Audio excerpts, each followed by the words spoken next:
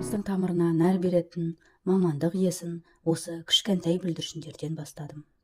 Мамандық әрбір адамның болашағы, еліміздің ертеңгі болашағы, жас ұрпақты тәрбиелеу мен білім беру мектепке дейінгі тәрбиешіге байланысты. Тәрбиеші жан-жақты жетілген әдістемелік шығармашылық иесі, жаңалық жаршысы, бала жүрек жұлуы, адамзат қуанышы.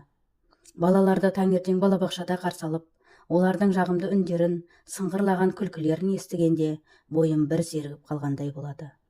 Бүлдіршіндерім еш нәрсеге алаңдамай, мейірімділікке сенеді. Өз құпияларымен бөлісіп, маған сенім артады. Күнделікті өткізген іс-әрекетімді түрлендіре отырып, қызықтыра, серуенде, спорттық іс-шаралар мен ертеңгіліктерде, ұлттық ойындарда, салт-дәстүрлерді, ертеңгіліктерді оқып беріп, балалардың ой-өрісін, сөздік қорын дамытып келемін. Сонымен қатар, кәсіби шеберлігімді жетілдіру мақсатында түрлі жобаларды қорғап, аймақтық семинарларға қатысып, ата-аналармен бірге тренинг өткізіп, сауалнама жүргізіп отырамын. Болашақта бағдарды бастау алған тәрбиешінің еңбегі өте зор.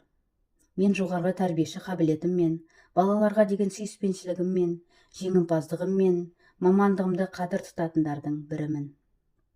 Ақырын жүріп анықпас, еңбегін кетпес далаға, ұстаздық еткен жалықпас, үйретуден балаға деп.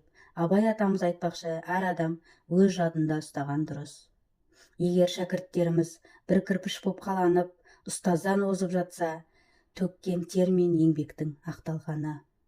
Болашақ жас ұрпаққа сапалы білім мен сапалы тәрбие беруде әлі де қосар үлесім мол деп ойлаймын. Өз ісімнің шебері, мамандық, шығармашылық педагог болатыныма сенемін.